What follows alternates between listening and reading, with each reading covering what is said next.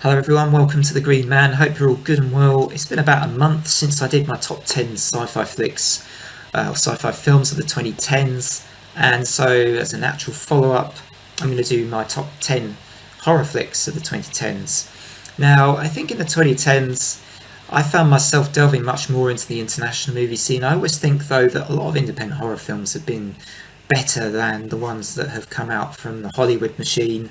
Um, the ones that have been low budget but have been very cleverly filmed or have invested more in the characters. These kind of films, I think, often actually upstage their Hollywood counterparts. And certainly in the 2010s, a lot of these choices, there are probably a few maybe here that are more on the American sort of Hollywood type, that are produced by Hollywood companies. But for the most part, actually, this list is a good promotion. I'd like to think of the international independent movie scene, and there's some great films here that I would highly recommend. Hopefully, if you're a horror film buff, there might even be one or two here you haven't watched yet. I hope, I've got my fingers crossed, and you can go and check those out in your own time. Anyway, I'm going to start now with my list without further ado. Number 10 is Spring, released in 2014. Stars Nadia Hilke, who's actually also in The Walking Dead, I believe, and Lou Taylor Pucci. And this is a bit of a kind of, it's a boy meets girl type film, or it has that feel at first. But it develops more and more as we learn about Louise, the character Louise, and her backstory is gradually revealed before us in a clever way, so it's not done so that it's all too obvious, that we don't learn her secrets all at once. And that's how the horror elements work really, really well here. We're also quite invested in the character Evan, I think, who, has a bit of a kind of, sob type story behind him.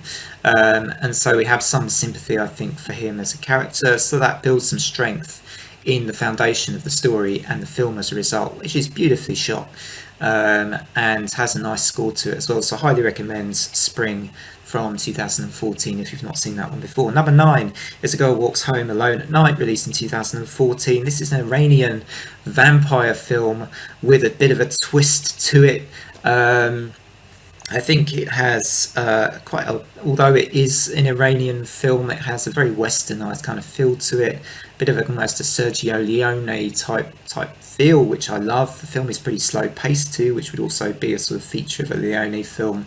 But really good music, and the use of music in this film, I think, in some films, music I think can, is almost not used very effectively, but in this film the music is used incredibly well in the different scenes. And yes, this is a sort of a very unusual horror film, but still one I definitely recommend you check out. That's A Girl Walks Home Alone at Night from 2014. Number 8 is a film I've come to love over the years. It actually only came out in 2017, but I've come to love it over the period since I first watched the film, and I sort of rewatched it 3 or 4 times now, and I think each time I watch it I like it more and more. And this is I Remember You. It's an Icelandic sort of Scandi noir style film, but is a horror film, I think, undoubtedly. It's sort of, you have two plot lines unfolding almost, and they eventually sort of, they come together by the end of the film. Don't want to give too much away, but it is a really, really interesting film, very well acted, and a couple of scenes in this film which you'll remember a long time after the credits roll, I think. One really spectacular scene that has stayed with me since the first time I watched the film, and I think is brilliant. I mean, it's actually one of the best horror scenes I think I've ever seen. I'm going to go as far as that and say that. I think this is a hugely, hugely underrated film as well. I Remember You, from 2017. Icelandic. Go check it out. Number 7 on my list, which I see more as a fun film on this list. Okay, I could get super serious and try and be super serious with this list, but ultimately this is my top 10, so it has subjectivity to it. And I have to admit, the film is not without its flaws, for sure. But this is Crawl from 2019, from a couple of years ago, and I loved this film when I saw it. I was so entertained by it. Yes, it's a bunch of alligators in, the film itself is kind of got an extreme weather aspect to it as well, and a lot of flooding and claustrophobia. and this poor girl who is trying to get herself out of this really difficult situation, with her father involved as well. I think it's done so well. I do accept there's some goofy moments in this film, but I think it's effective for what it is, and I just found it so thoroughly entertaining. I've got it here at number 7 on my top 10. Number 6 is It Follows from 2014, which for me is a really, really good horror film. And yes, it sort of follows a bit in the footsteps of its kind of 80s predecessors, particularly with that soundtrack. But the premise is a little bit different for me. The unusual curse that is passed on by people having sex, which is a really kind of slightly odd idea. But it's an extremely, again, one of these really cinematically kind of amazing visual films to watch. With I love the street kind of views, but the way that that's done in some of the scenes to sort of make it seem a bit, like something is a bit sinister, something's a bit wrong. And the cinematography here throughout this film is really, really good. The beach scene comes to mind as perhaps the best for me, and I'm not going to completely spoil that scene, but the beach scene, it's actually, I think there's 2 or 3 beach scenes, so I'm going to say it's the one that happens towards the end of the film, I think, and that is amazing. So yeah, It Follows, I love it. Again, a film that's not without its flaws, but thoroughly entertaining film again, and certainly it's up there with my very favourites of the 2010s. Now, coming on to number 5 is The Cabin in the Woods from 2011, horror comedy. And I love the way they play on lots of horror tropes in this film. The whole experiment idea is an interesting one, and this sort of that these guys are, on a show, and they're being watched by these two scientists. But it's really good. I think the twists are nicely done throughout the film, and it's a film that I have sort of gone back to quite a bit since my first viewing, and I thought one of the first I thought of when I was thinking of my top 10 films was The Cabin in the Woods. As I say, it's just a film that stayed with me, and it's coming in number 5. Number 4 is perhaps a more unusual choice. This is the Spanish film The Platform from 2019, which one could argue is equally sci-fi as it is horror, so maybe sci-fi horror, dystopian horror, one of those kind of psychological horror kind of things, survival horror. Could come under a few different genres, or subsets of the horror genre, I think. It's really good, this film.